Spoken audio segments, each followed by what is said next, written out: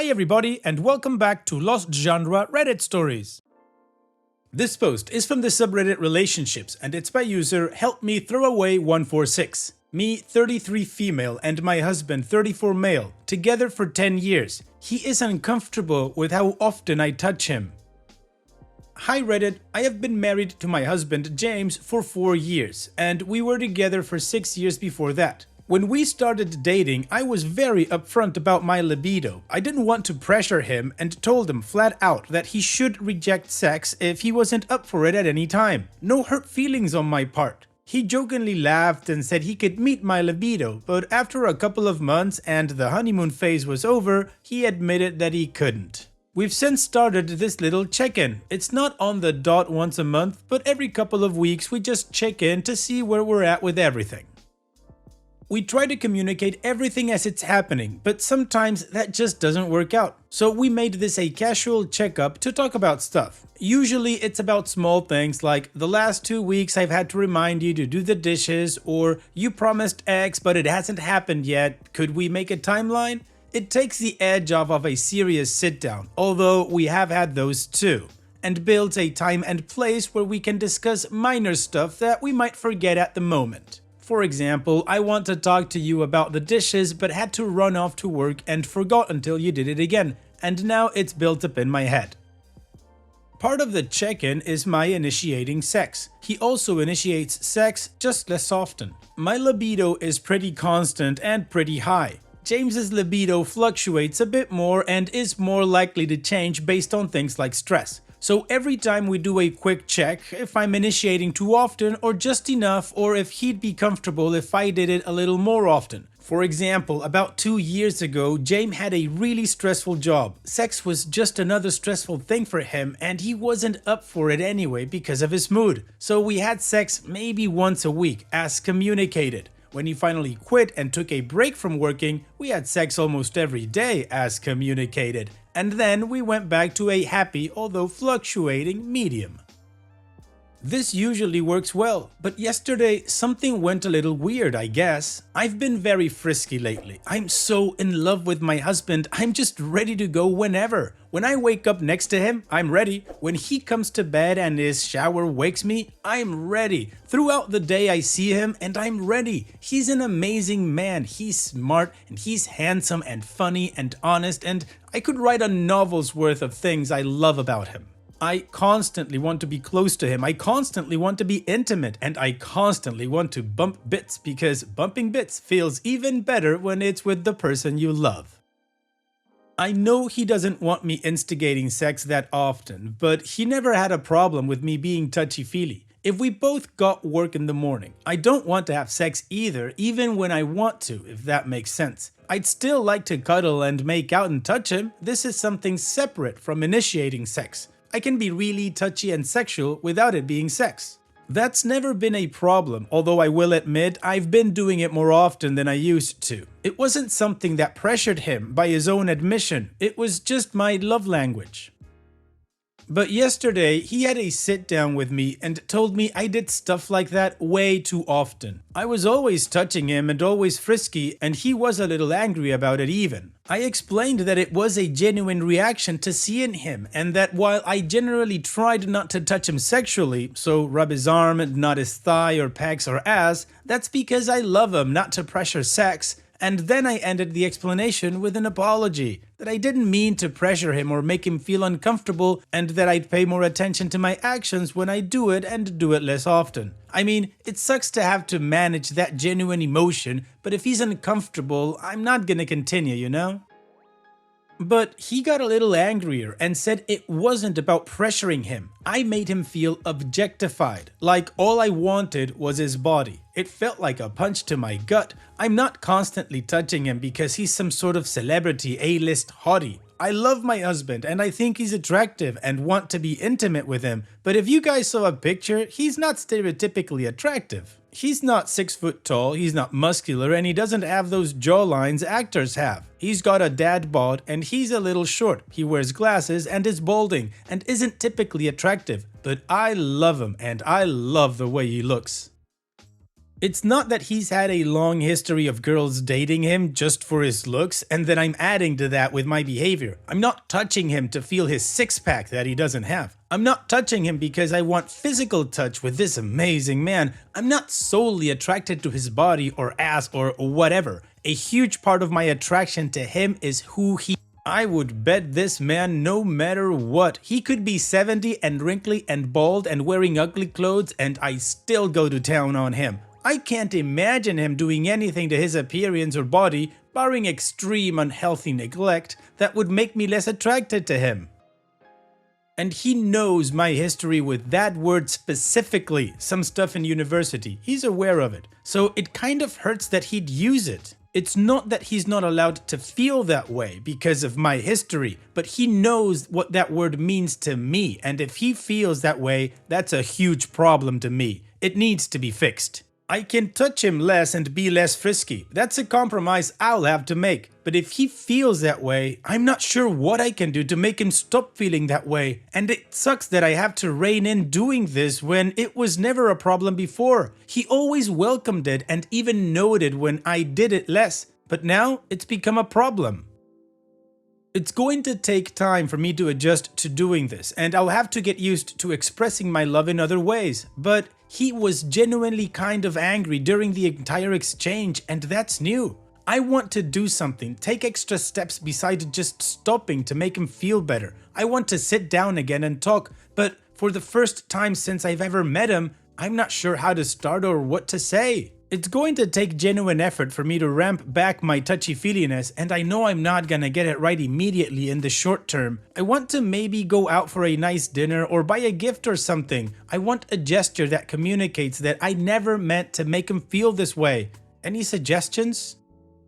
Well, OP, so if I'm understanding correctly, the real problem here is that your husband feels objectified because you constantly want to touch him. And you want to touch him because you feel immensely attracted to the person that he is. You've told him this, you've tried to control your urges, but he still feels objectified. Additionally, from what I gather, you have some sort of problem with this word because of your background or because something happened in university. Maybe you were objectified. I don't think I got that correctly, but I'm going to assume that is what happened. Now, as a suggestion, I don't think I'm going to give you anything new because you've said it right in your last sentence. You want to maybe go out for dinner or buy a gift or something. Now, I'm not saying that that's what you have to do, but those are other ways to show love. Now, within your post, you mentioned love language, and I think that's exactly the problem here. You guys have two different love languages. On one hand, you show your love physically by touching, by kissing, by hugging, contact. I don't know how your husband expresses his love or how he wants to receive it, but that's something that you need to try to figure out. And that's where going out to dinner or buying a gift may be another way to express your love. He may want FaceTime or he may want some sort of recognition. I don't know. That's incredibly personal, and that's something that you and your husband need to talk about.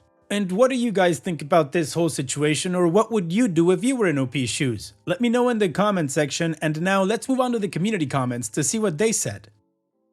My Graith says, do you show love in other ways? It can be a bit much when a partner is constantly touchy. Not even sexual touch, just touch all the time. But it's so hard to bring it up without hurt feelings. Try ramping up compliments, appreciation, and cutting physical down a bit. And OP responds, I do compliment him with words, but when it comes to showing appreciation for things, like if he cooks or helps me with something, I'm more likely to hug him than to compliment him or thank him verbally. I like this idea. I will definitely start complimenting him more with words, instead of relying on touching to get appreciation across. Thank you. Hate Tank 91 says, my wife is similar, always initiating contact. If my hand is out and we are walking, her hand is in it. If my hand is in my pocket, her arm is hooked in mine. In bed, she lays up against me. Sometimes I just want to breathe. Sometimes I just want to get my phone out of my pocket. Sometimes I just want to step left or right and not be dragging someone with me or having someone underfoot. Sometimes it just seems suffocating. And OP responds, thank you for your comment. I would never experience his touch this way, but well, I'm the one doing the touching. He talks about objectification, not suffocation, but still. Would you prefer your wife show love in different ways or the same way, just less often? Obviously, I'm going to ask my husband this too, since his answer might differ from yours, but I'm curious and any input helps. Lordica says, perhaps he needs his personal space. I know I have a touch limit for any day, and after that, being touched is like fingernails on a chalkboard. And OP responds, your description kind of made me laugh. This might be a part of it. Another comment likened it to being like a cat. Additional information from OP's comments. We've both always been touchy people, but he's always been less touchy. He never minded it until now, but even if the change is abrupt, I still need to change with him. I'll have to think hard about what language he uses and read up on love languages. He's not a gift giver for sure. Also, as far as I know, he isn't stressed at all. He's actually really happy with his current job and a lot more relaxed. But maybe it's something smaller, non-job related, and that's why he got a little angry during our discussion. I'll have to address it with him, alongside other stuff.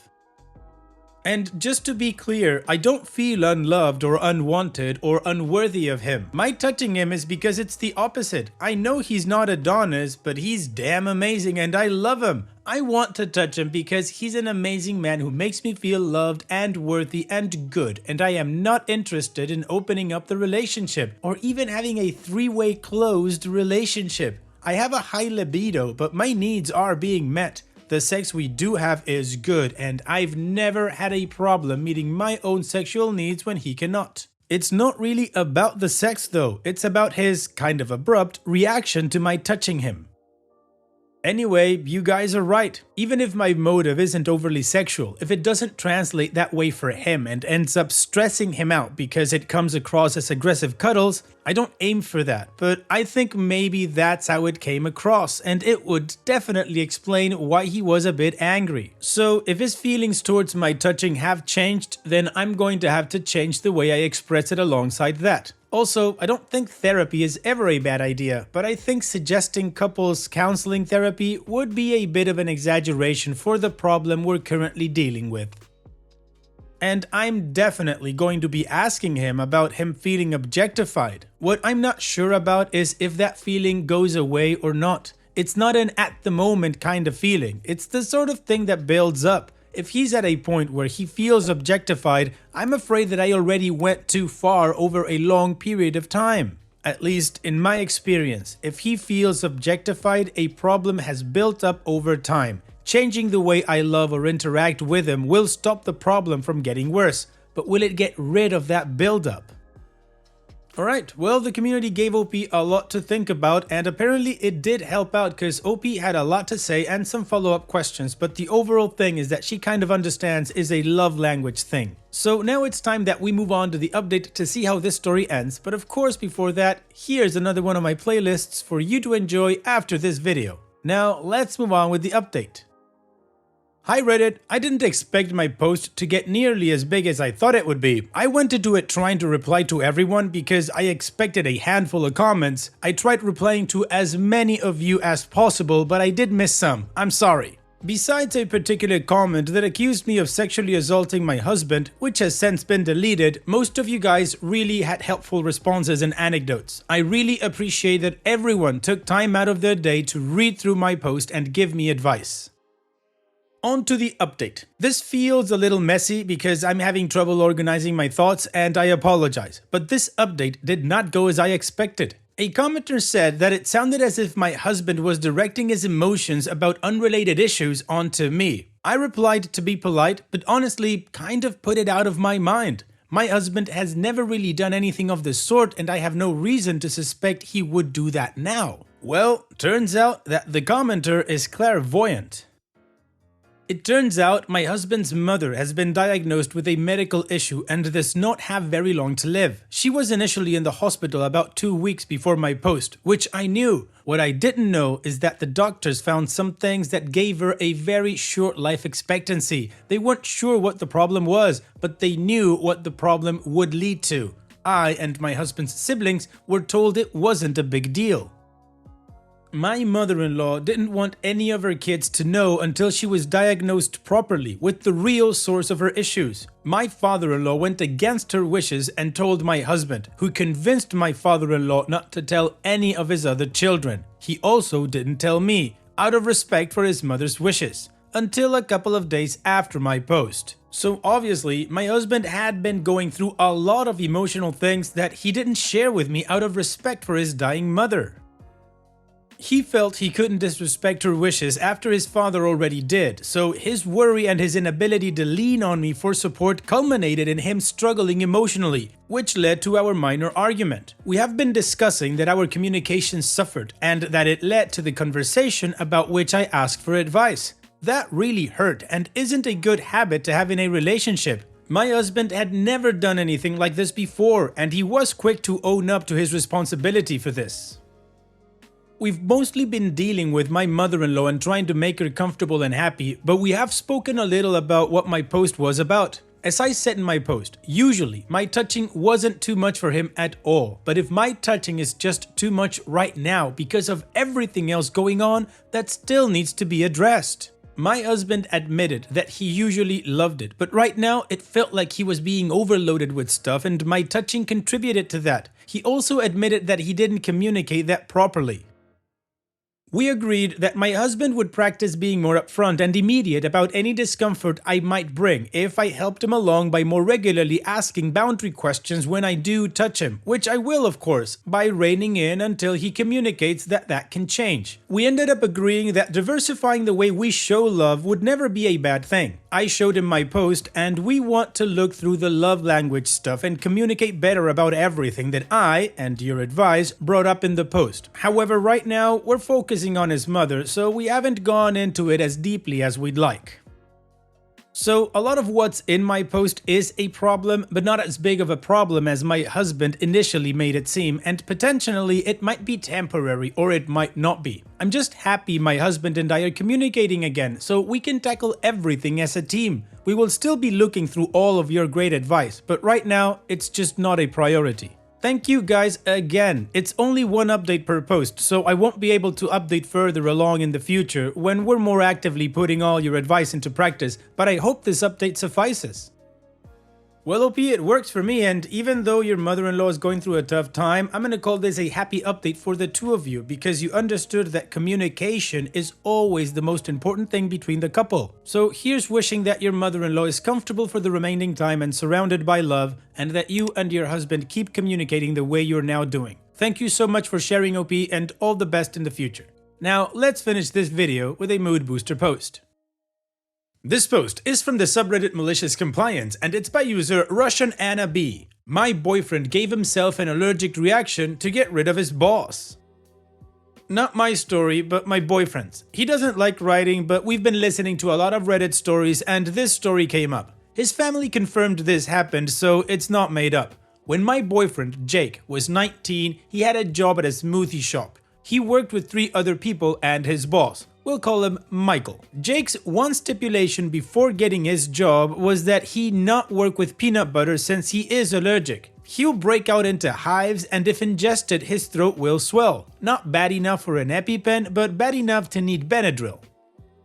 At this job, they made protein balls and it was made with peanut butter. One day, during a rush, Jake was at the sink when Michael threw a big bowl of leftover peanut butter in the sink and told Jake to wash it. Jake argued and told him that he can't touch it and that he'd have a breakout. Michael argued with him and told him to do it. So Jake, being the stubborn bastard he is, said okay, fine. Roughly 5 minutes later, Jake's hands and arms were covered in hives.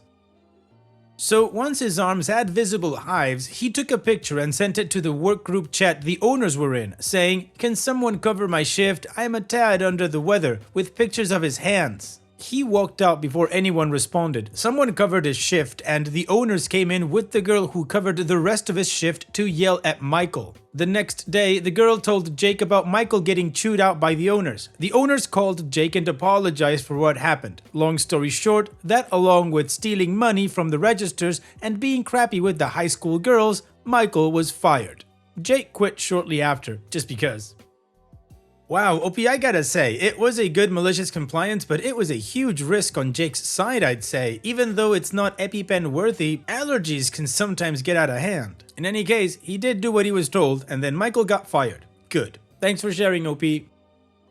And that's it for today's video. Thank you so much for taking the time to watch it. Now, if you've gotten to this point in the video, I assume that you like these stories that I'm reading out, so here are a couple more that you might enjoy. And if you don't have any time to watch another story right now, save it for later, and also, don't forget to hit that subscribe button.